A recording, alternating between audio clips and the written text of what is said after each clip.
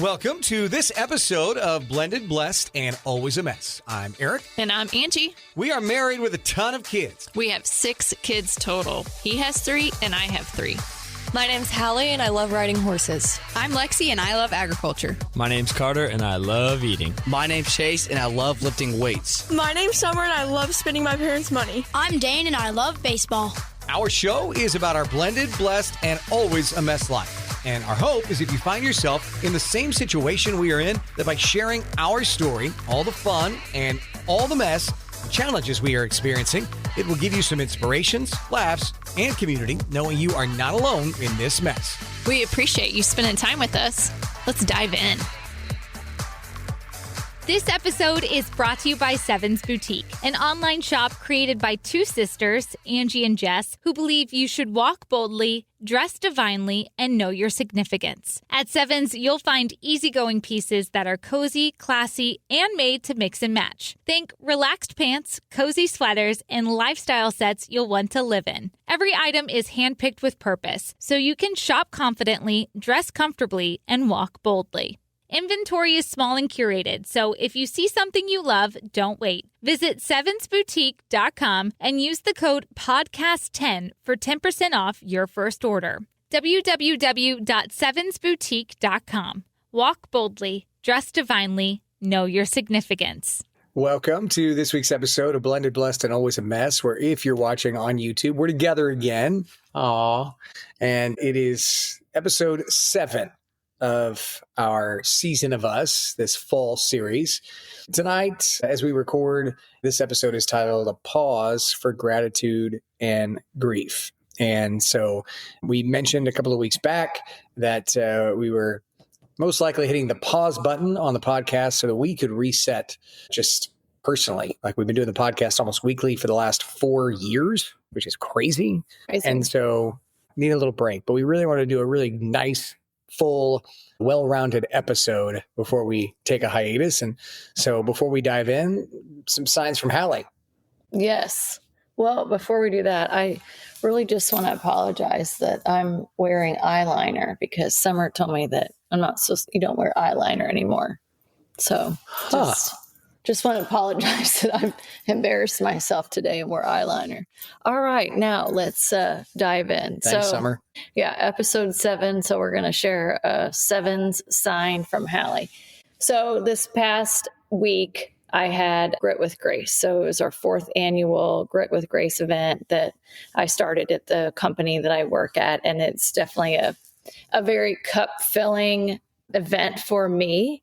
It's powerful because I worked really hard to put this event together, but every time we come together, it's soul connections with women, and they've worked hard to get where they are, and it's just such a beautiful thing that comes together. And I also talked about how October is such a cup-filling time for me, and obviously, God has a plan for all that because he knows that in November, I will get the life sucked out of me. I already feel it. It's October 31st when we're recording this. I just did a workout and I blasted Christian music while I was working out because I'm like, it's just such a terrible ache forever. Anyway, it just so happened that Grit with Grace was also at the same time that the Dallas market was going on. And so with Jess and I starting Sevens Boutique, of course, I'm rocking a new sweater. It's not even online yet. But I actually said to Angie when we said, I was like, that sweater looks really good. Is it new Sevens? Boom. Heck yeah. Boom. Duh. So anyway, Jess and I went to market for the first time ever, and we were super stoked about it. And we were flying down there.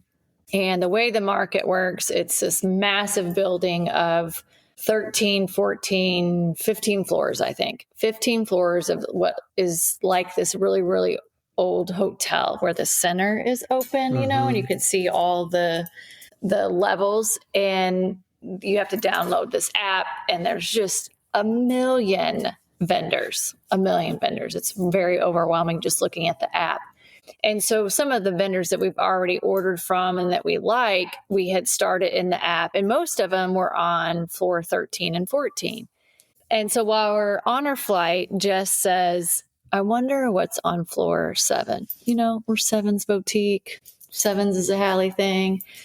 We're always there to lift women up, help women feel beautiful. So what's on floor 7?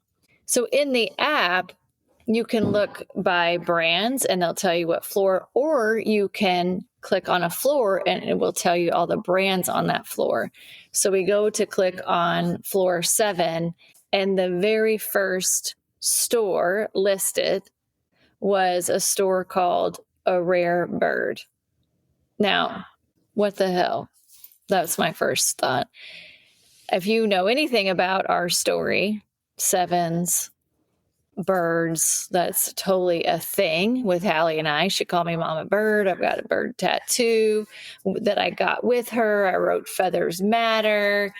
Hallie turns into a phoenix at the end of that story. I have a horse named Phoenix. Birds are definitely a sign from her all the time in sometimes freaky ways.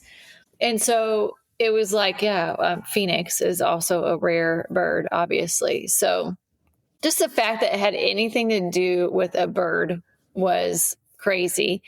And then you look at the numbers behind it in this app, it was 7321 was the location on the 7th floor. And then after that, it had 7117, which Hallie's birthday is 117, January 17th. So we're like, oh, okay. Hi, Hal. I know you're traveling with us. Thanks for hanging with us and letting us know that you're near. I know from they were sending, Jesse and Angie were sending me texts about this. And immediately, the same thing. I'm thinking to myself, this is incredible. Like the way Hallie can show up for her mom and her Aunt Jessie. Aunt Jessie misses Hallie a lot too. So on their first work trip for Seven's Boutique, which they are so impassioned about and has a lot of nods, tips of the cap to Hallie, for her to show up the way she did is it's another Hallie superpower. Yeah. So I'm already getting teary-eyed. So the first day we went to market, we walked all around, hit all of our stores, and we were kind of wrapping up that day. And Jess is like, let's go see what's in A Rare Bird. And some of the floors have different focuses. So there's definitely floors focused around Western wear and all of those big brands. Floor 7 was not. It was kind of like cash and carry gifts type of thing. And so we walk around, we go find the store, and we walk in and I'm just like, oh my God. Oh my God.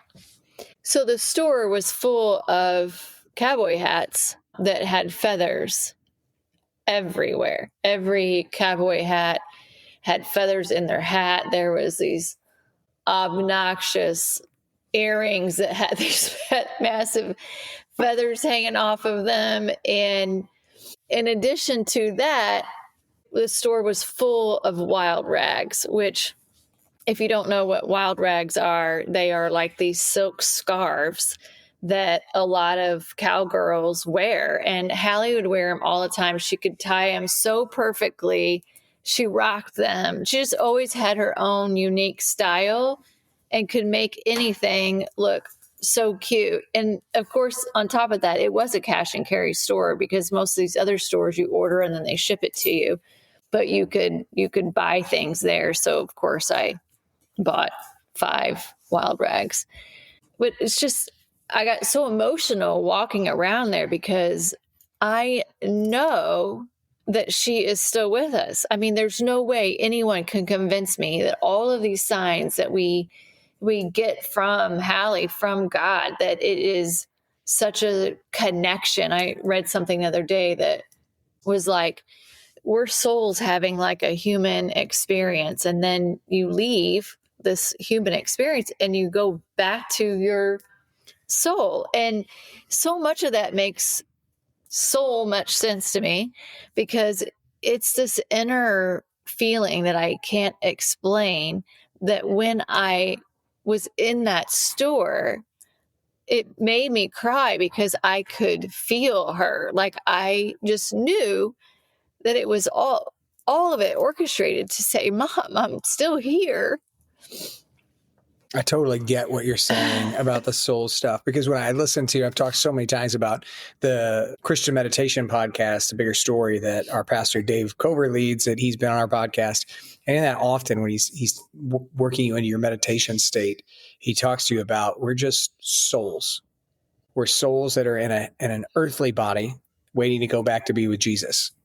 And so when you say that, it resonates with me so much that there's a reason that we're so short on earth, is that our souls are meant for eternity. They're meant for all kinds of things that we can't even imagine and fathom. And so, yeah, I'm with you. Like, Hallie shows up for us all the time. She's still here and closer. I say all the time, I never felt closer. Like, I've lost grandparents. I've lost my father at a young age. And when Hallie died and went to be with Jesus, I have realized and felt presence from where I think is heaven, that is very, like a very thin veil between us here on earth and what's going on in heaven, and all the powers that Jesus and when they go off, the souls go to be with Jesus again. I just think it's incredible. I really do feel that on a regular basis. I've also shared on this podcast that one of the books that really changed my perspective, or maybe not changed my perspective, validated what I was feeling, is the book written by Laura Lynn Jackson called Signs, the Secret Language of the Universe. And I always recommend that to people, especially moms that lost kids, because there is such an incredible ache for them, because they're just such a part of your heart and soul.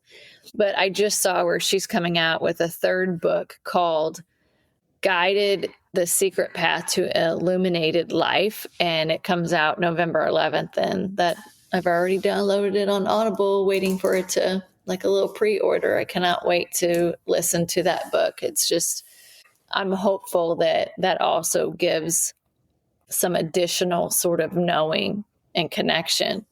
This is a podcast also about relationships. So just know, guys or wives, like, my plan would have been to get her that book on 11/11, but I knew that she had already, like, I just know Angie. And so if she wanted something, it was already going to be here that day via download, because she's more of an Audible book person. Yeah. I'm more of the hardback. So I have a lot of credits that need to get used. So don't ever buy me a book, because no book buying.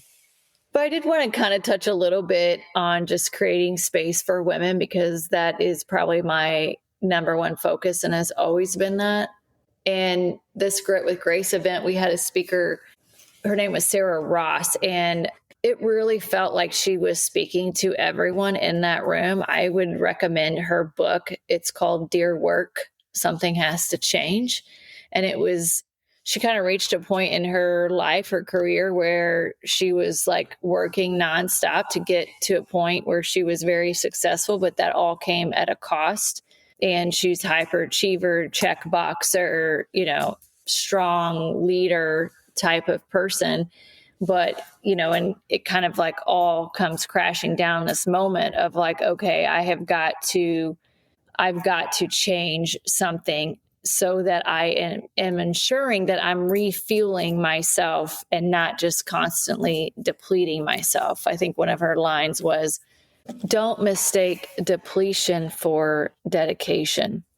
And I'm like, oh, that's so true. Like, give, and not ever sort of take that break, and you feel super depleted. That doesn't mean like, oh, I'm so dedicated. Like, you will eventually completely burn out. And so it was just perfect timing, because so many of us in the room, like, grit got you to where you are, but like, you're going to have to take grace, give yourself grace to get to that next stage of your life. You've mentioned multiple lines. I'm sure you're going to mention some more from the speaker and the book. Is the book also like good for guys, or is it just for women, since she spoke to women? So it's about like, I think it's for everybody. And full transparency, I haven't read the book. I'm taking it with us next week. So I am going to read the book, but she referenced it so much in this hour-long speech that I think a lot of it will apply to men. But I think the one caveat I would say is that I think women tend to be more fixers than men. Like, you're a fixer. I'm a fixer. But like, I would say, on the grand scheme of things, if I look at all the men that I know and the women that I know, more women are fixers. And a lot of her talk track was around, I shared this on social media, don't mistake caring for carrying everything. And that was like such an aha moment for me when she talked through that too, of like, so many of us are fixers. And when you see a problem, you like take that problem on to try to fix it versus like helping someone navigate it, because that can be so draining. I would say you said that to me, and it really struck me because as I have been walking and talking with other men, as I have just been visiting with some other men that are going through hard times, I'm having a hard time feeling like I have to fix what's going on in their lives, like carrying it rather than just caring. Like and I've noticed that this is hard for me. I could never be a counselor because I'm coming home with the weight of what these men are sharing and going through. And it really bothers me if I can't fix it and make it better. So it made a lot of sense when Angie said that to me. Yeah. She talked a lot about like, I'm a list person. Like I have a list on my phone. I have Post-it notes with lists. I have a notebook with lists. I have personal to-dos. We have a shared to-do list. We have a shared grocery list. A work list. Like I am a list person. And she even joked, which I have done this. It's like, how many of you, maybe you completed something on your list, but you actually didn't have it written down on your list, that you write it on your list so that you can check it off. I do that today. Yeah.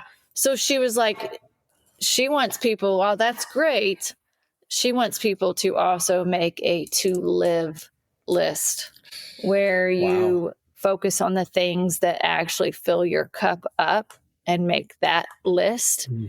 And it's definitely rewiring a little bit. So have you started that list? No, I haven't either. Maybe this week. Yeah. We keep saying next week. We are going to be on a little trip together next week. Yes. So maybe some downtime to reset and work on some of these lists. It's a work trip that Aric gets to tag along. Yeah, my +1. So another event, another Dallas, the market, the Grit with Grace, like all of that's so cup filling. I also last week was asked to be part of a grief panel for some Mizzou students that are in occupational therapy. And some people have asked, like, is that hard to talk about that? And I'm like, no, any chance I get to talk about Hallie and to talk about our journey and to talk about the faith that losing Hallie has just solidified with us, I'll do that all day long. It was interesting because the panel was 4 different people that have went through grief or experiencing grief in a different way. So one lady had her leg amputated, and her talking about grief and loss and the unraveling internally and then rebuilding yourself and, not wanting to go out and being internal, like focused and not feeling like you're the same person.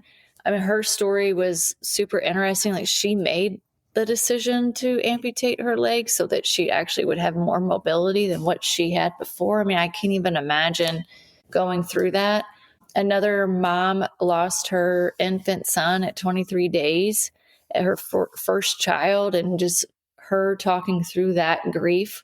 Such a painful, beautiful thing too, that all these women like openly just sharing their loss and tears and their struggles and being so open and transparent about it was such a beautiful thing. There was another lady on the panel that had lost grandparents, but her mom had a stroke and she's navigating that sort of letting go process where she's in a nursing home and having to make tough decisions for your mom when she was so present in her life before.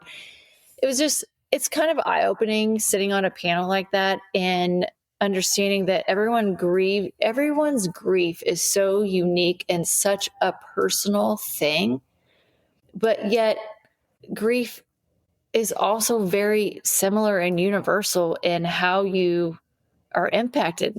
Many of us, we go internal and what you care about completely changes. How you function and operate every day completely changes. What you think about every moment is completely different. And it was oddly like cup filling to be able to share that with these students and hopefully impact their lives as they go on to care for other people. Well, I'm glad that you had such a great experience with that. And again, like you said earlier, anytime you get a chance to be have anything to do with grief, whether that's a panel and just to talk about Hallie, I know does fill your cup.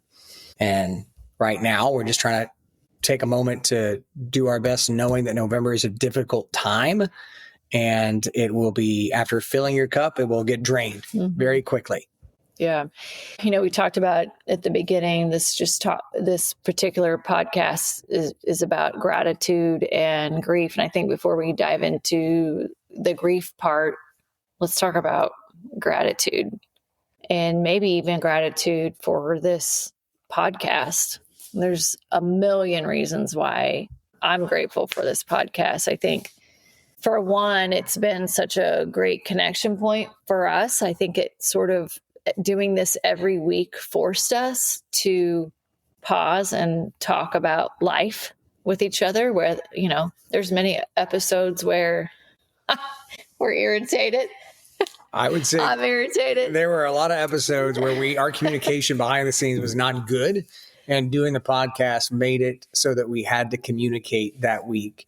And so I'm forever grateful for that as we run through this list of things we're grateful for, because, we don't know how to navigate grief. It is different for everyone, everybody. And we've been very open that there was a time in our marriage during this grief process that was not going smoothly, and doing this podcast weekly because we felt like we needed to show up for the listeners it was good for our marriage. And then it made us keep talking, because what happens in so many marriages is that you stop talking. And when you stop talking, it gets harder and harder to start again. I mean, it's just like anything, right? When your car stops going up a hill, it's harder to get that car up the hill than when it's still when you're pushing a hill and you're getting, she's looking at me like, I don't know what I'm talking about. Where's this analogy? No, the analogy in life is when you're pushing a car up a hill. When you're pushing on the gas. No, I'm talking about pushing a car right now up the hill. Oh, when you stop. Okay. And if you stop, it's incredibly hard to start pushing it up the hill again. You've got a little bit of momentum you need to have to get it up the hill. And for us, it was a continuous where we would have some momentum just by talking, even when it was hard to get up the hill and have the conversation someday. So from that standpoint, grateful for the podcast. I'm also grateful that we documented our grief journey. And even before then, just going back and listening to how our family came together and how we blended, and that when the extreme loss happened, that we kept recording. But, those 2 episodes that we have with Hallie on it, I mean, I wish we were doing this particular platform because we would have had video of it, which we weren't videoing back then. But just her voice and the insight that she shared on both those podcasts were incredible. And if we end this entire podcast, those 2 episodes alone are worth the entire effort. She put in so much effort to be on those episodes. Like, I remember her preparation. The one she would Lexi, the laughter that they shared was amazing. But, we had her on by herself to do an episode talking about what it was like for kids to go through divorce. And she put in so much work. She had pages of notes ready to talk to us. And it's still one of my favorite episodes. And again, being able to hear her voice in those is amazing. And so glad that we did that. And then also, I think that we created connection space for others to share stories, to know that you're not alone, right? We started the podcast looking for resources for ourselves and a blended family. We then turned it into, we needed resources in grief and to go through our grief. And you've helped us to reach so many people. We have had 170,029 downloads before we dropped this episode. Published 186 episodes, 187 counting this one, ending in a 7. Mm-hmm. I would also say the 1-8 is a 9, which is a nod to my dad. So, and I do think through this process of the podcast, I have found ways to be close to my dad again. So grateful for that. The day that changed our lives forever, that's obviously about the day we lost Hal and got the call. And that's our biggest podcast. 6,584 people have listened to it. Number 2, a podcast we just did earlier this year with Jill Wood, where she talks about the unspoken truths of loss and suicide. Over 5,000 people have listened to that episode, 5,347 in less than a year. We've got 104 different countries that have listened, 4,640 cities that have listened. And so the connection that's allowed us to make with the podcast has been absolutely incredible. And we won a fun little award for best local podcast in Columbia. So it was fun to get recognized. Thank you, Inside Columbia Magazine. Yes. We appreciate that. And I am grateful that you encouraged me to do it, even though I didn't want to do the podcast. When we decided to do this, and I always remember our very first episode, it was, we were celebrating our Valentine's Day a day early. We went down to the lake. We got a nice place that we'd always want to stay at. We went to a nice dinner. We were trying to learn to set the equipment up in this room, in this big living room of an Airbnb we had. I think we got some wine because you were nervous. We watched the Super Bowl. It was the Rams and the Bengals, I think, that year. And we recorded 2 episodes that night. And what would happen, she didn't want to do it. And what would happen is Angie she would find herself as the star of this podcast and someone that is just a genuine leader of women, which I already knew, but now in a new way, a new platform, so that she's more comfortable with a microphone, so that she's more comfortable with a camera, and all things that I think are just going to continue to lead her to bigger and better things as she continues to help bring women and moms and those who are grieving together over the years.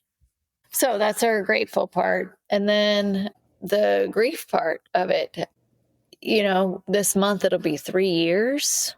And the one thing I can tell you that I know for sure is that the sadness never ends. And there's days where I definitely feel sorry for myself, where I'm like, I'm just so sad that this is what forever looks like. Waking up each day to Hallie's ashes. And so we are going to pause the podcast to just take a break and just let ourselves be over the next couple of months. I think it's needed to sort of recharge, regroup. I don't know if we will stop the podcast. Like, I do feel like I will miss it, but I also feel like a break's needed. But here's what I will say, that you guys have made such a difference in our grief journey. I mean, the army of people in this community that is surrounding us all the time. I know that's why God kind of navigated this podcast for us, is so that we would be surrounded by so many people that support us. But what I will say is, just because we're pausing the podcast does not mean that I'm going to be quiet for maybe, some people that are hoping for that, maybe that I will finally stop talking about this. I will still be posting on social media. We'll still do some clips here and there. But I will forever honor Hallie, and I will forever advocate for her and share my grief. And it just won't be on the podcast platform for a couple months. What that could mean is that you may come back with podcasts for a vengeance at that point. I don't know. I mean, maybe. Coming in hot. I mean, we may still record on the side here and there just to document what we've been going through. I'm not sure, but I just want to say I meant that as a joke. Yeah. There are some of you that are like, oh, that's not, I was trying to be funny. We may come back with an incredibly grateful, we could be all over the place. I'm just trying to say we are not going anywhere from an aspect of, you'll still see posts on social media. Maybe we just decide in 6 weeks we want to drop one episode for a couple of weeks because we had something big happen in our lives that we want to share. So that's really all that we meant by that. I also want to lead by example too. And I want to show that it's okay for people to take time for themselves, especially if they're feeling the extra heaviness, to allow themselves to sit in that quiet coffee era that we talk about and shed the tears that need to be shed and fight through life that, we're all living in such a broken time. And so it is totally okay to hit that pause button, figure out what your rest ethic is, and refuel. And just for example, like we talk about this quiet coffee era, we haven't even done it in the last 2+ weeks because we've been so busy. Yeah. So there's been no quiet coffee era. And tonight, where maybe we could have a little bit of a one, we got to make sure we get this podcast in. So we just need a little bit of a break in that regard so that we can try to recharge, plug in the battery, the recharge battery. I just feel like I want to say like one more thing. It's a podcast. Go for it. What do we got? Knock it out.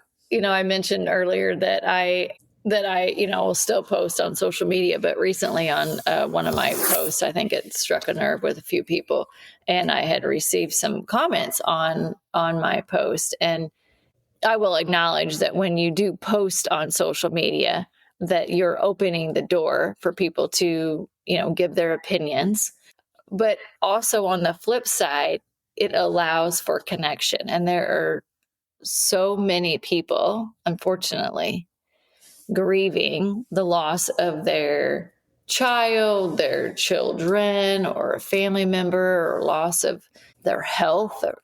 And my purpose and mission is to connect with more people like that. That's way more important than people's opinions of me. And so, like I said in one of the comments, until you were in my situation where you look at your child's ashes every morning when you get up on your dresser, you will never understand my pain, my perspective, my emotions that I feel. And so what I get in those comments is excuses for the actions that were taken. And those just don't impact me because you have no idea what I'm going through. And the other thing I will say is that if the person responsible for Hallie's death would take full accountability, such as, yes, I acknowledge that I am the person that pointed the gun. I am the person that pulled the trigger. I am the reason why Hallie suffered and died.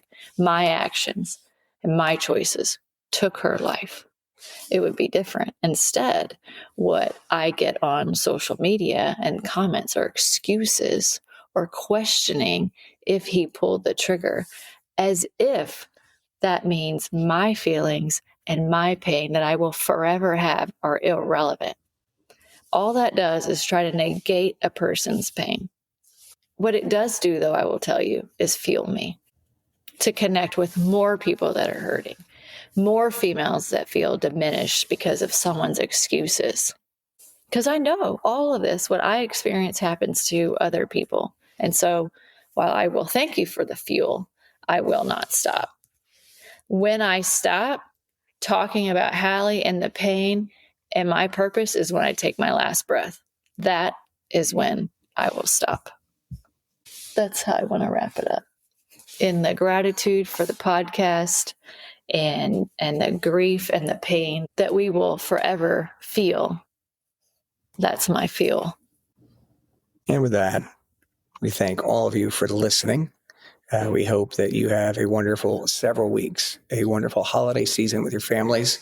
Do something nice for somebody. Thank you. God bless. Hug your kids and take pics of them.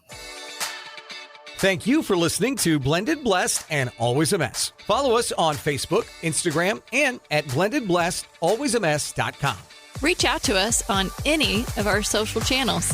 We would love to hear from you. Have a great week.